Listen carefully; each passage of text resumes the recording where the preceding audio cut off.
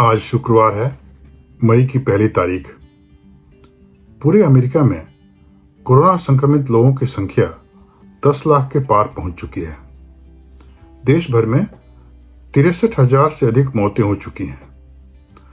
मृतकों की सर्वाधिक संख्या 23,616 अकेले न्यूयॉर्क प्रदेश में है। कोरोना संक्रमित मृतकों की संख्या इतनी ज्यादा है कि उन्हें किराए के शीतक ट्रकों में संग्रहित करना भी मुश्किल हो रहा है। न्यूयॉर्क महानगर प्रशासन की अनुमति से इन शवों को ढोने के लिए 45 ट्रकों को तैनात किया गया था, लेकिन जब मृतकों की संख्या हजारों में पहुंच जाए तो उन्हें सम्मानपूर्वक अंतिम संस्कार करना भी एक समस्या बन सकती है। 28 अप्रैल न्यूयॉर्क का ब्रुकलिन उपनगर यूटिका एवेन्यू स्थित एक फ्यूनरल होम यानी अंतिम संस्कार केंद्र के बाहर खड़े कुछ ट्रकों से भयंकर दुर्गंध आने की शिकायत वहां के निवासियों ने पुलिस से की। पुलिस ने पाया कि मृतकों के शव जिन ट्रकों में रखे गए थे उनकी एयर कंडीशनिंग मशीन बिगड़ जाने के कारण सड़ रहे शवों की दुर्गंध स्थानीय निवासियों के लिए असहनीय बन रही थी। दर्जनों लाशें सड़ रही थी। ये सभी लाशें कोरोना पीड़ितों की थी। मौत के आगोश में आने के पूर्व अधिकांश मरीज इमरजेंसी वार्ड के वेंटिलेटर से गुजरते हैं, जहां उनकी देखभाल इमरजेंसी वार्ड में तैनात नर्स और डॉक्टर करते हैं। इमरजेंसी वार्ड के इन कर्मचारियों को निरंतर न सिर्फ कोरोना के संक्रमण के खतरे झेलने पड़ते हैं, वरन गंभीर रूप से संक्रमित मरीजों के हालत से भी गुजरना पड़ता है। यह सब आसान नहीं। कल्पना कीजिए, आप उस अस्पताल के इमरजेंसी वार्ड में कार्यरत डॉक्टर या कोई अन्य स्वास्थ्य कर्मचारी हैं। दिन भर में वार्ड में सैकड़ों कोरोना पीड़ित मरीज इलाज के लिए लाए जाते हैं। उन्हें कई दिनों तक इलाज के बाद वेंटिलेटर पर रखा जाता है, जहां से वापस जीवित लौट पाना शायद आसान नहीं। वेंटिलेटर पर जाने वाले मरीजों को श्वास नली लगाने की नौबत आए तो समझिए उनका स्वस्थ हो पाना कठिन है। ऐसी अवस्था में नर्स मरीज से कह देती है कि अपने घर वालों से फोन से बात कर लें, क्योंकि श्वास नली लगाने के बाद अपने परिजनों से बात करना मुश्किल होगा। इन मरीजों के वेंटिलेटर की नालियां असंख्य वायरस हवा में छोड़ती रहती हैं। मौत से जूझ रहे इन मरीजों के पास उनके घर वाले, उनके परिजनों को जाने की इजाजत नहीं। वे सिर्फ व्हाट्सएप या फेस टाइम से ही एक दूसरे से बातचीत कर सकते हैं। कोरोना पीड़ितों की देखभाल कर रही नर्सों की संवेदना टूटने के कगार पर पहुंच चुकी होती है जब वे उन मरीजों की आंखों से आंखें मिलाने में अपने आप को असमर्थ पाती हैं। इमरजेंसी वार्ड में जब एक मरीज जीवन मृत्यु के बीच झूल रहा होता है, वह किसी इंसान के कंधे पर सर रखना चाहता है, और वह इंसान इमरजेंसी वार्ड के कर्मचारी, वहां कार्यरत नर्स या डॉक्टर के सिवा और कोई नहीं होता। लेकिन कोरोना मरीज के कमरे में अस्पताल कर्मी संक्रमण के डर से ज्यादा देर तक नहीं ठहर सकते। स्वास्थ्य कर्मचारियों को कक्ष के बाहर जरूरी कार्य निपटाकर जल्द से जल्द चले जाना होता है। इमरजेंसी वार्ड में कार्यरत कर्मचारी, नर्स और डॉक्टरों की मानसिक स्थिति की झलक उन्हीं के शब्दों में न्यूयॉर्क टाइम्स में कुछ इस प्रकार प्रकाशित हुई। एक नर्स कहती है, सामान्य तौर पर मैं मरीजों से पूछती हूं, आप कहां से आए हैं, आपके परिवार में कौन कौन है। संक्रमित मरीजों के साथ इस प्रकार के संवाद संभव नहीं। मरीजों के चेहरे पर भय साफ तौर पर देखा जा सकता है। वे चाहते हैं कोई उन्हें ढांढस दे, उनके पास बैठे, लेकिन ज्यादा देर वहां ठहरना बहुत बड़ा खतरा उठाना है संक्रमण का। 12 वर्षों से नर्स के रूप में कार्य करने के बाद मरीज को अकेले देखना, उसे अकेले मरते हुए देखना बहुत कष्टकर है। ये मरीज सचमुच बहुत अकेले हैं। उनके पास नर्सों और वार्ड के अन्य कर्मचारियों के सिवा कोई नहीं। मरीजों का हाल देखकर मेरा एक सहकर्मी रो पड़ा। उसे रोता देख मैं भी रो पड़ी। मुझे रोती हुई देख एक और सहकर्मी भी रो पड़ी। हम सभी अपने मास्क के अंदर रो रहे थे। अब एक दूसरी नर्स की बात सुनिए। इन मरीजों को देख पाना कितना मुश्किल है। कई तो बहुत ही अकेले हैं, उनके परिवार नहीं है, उनकी आंखों में घबराहट देखी जा सकती है, जैसे पूछ रहे हों, क्या मैं मर जाऊंगा या मैं मर जाऊंगी।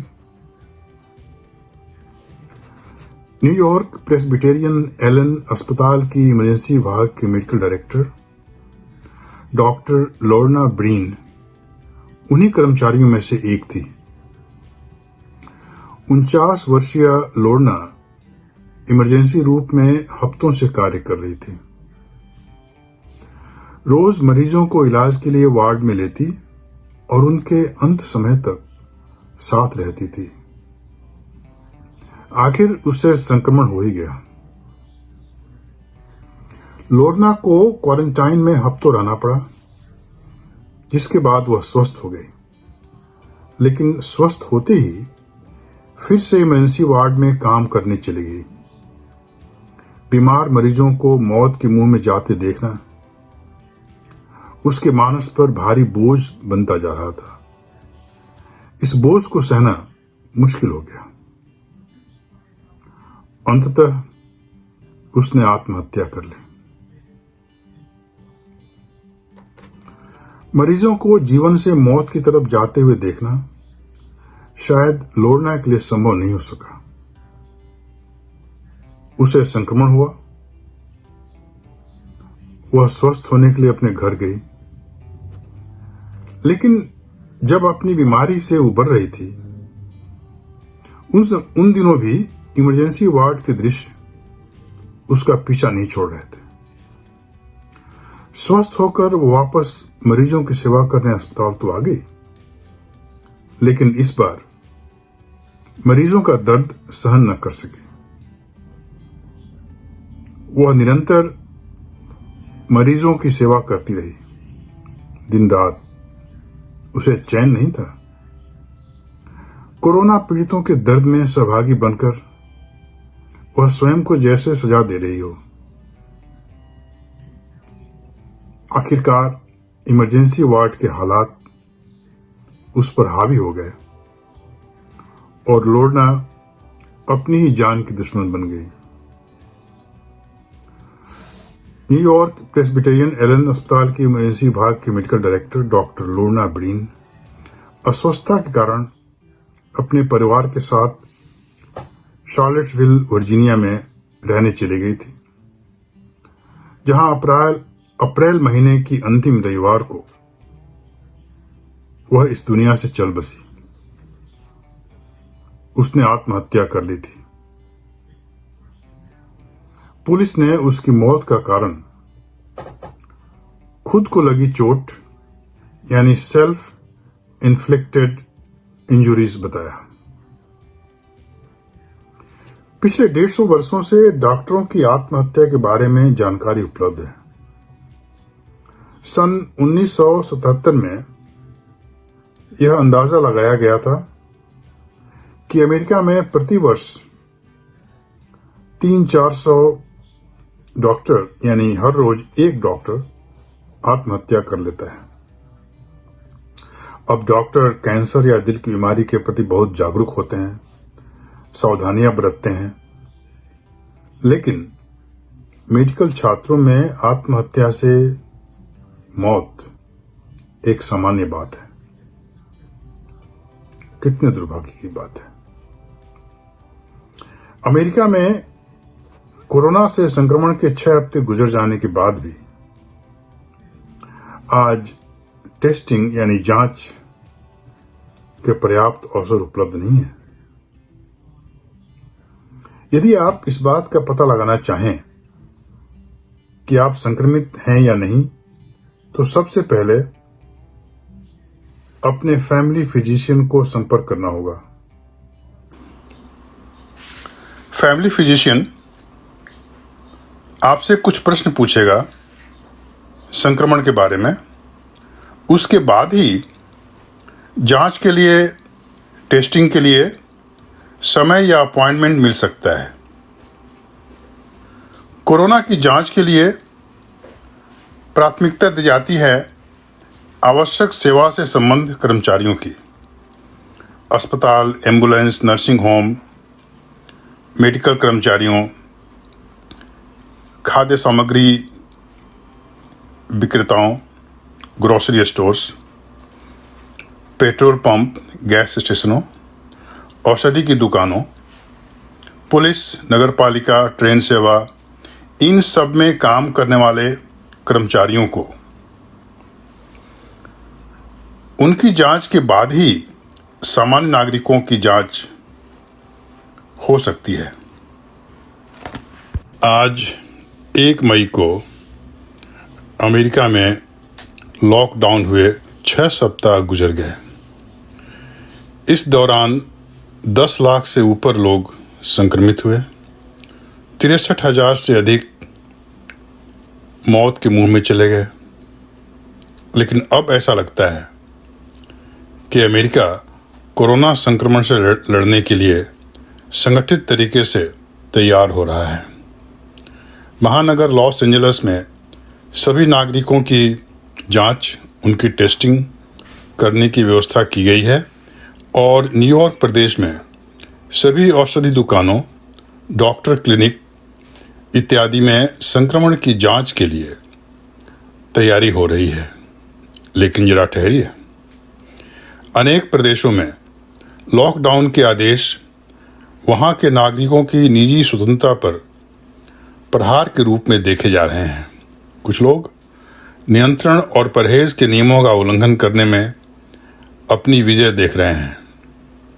लेकिन क्या अमेरिका संक्रमण के दूसरे दौर के लिए तैयार है?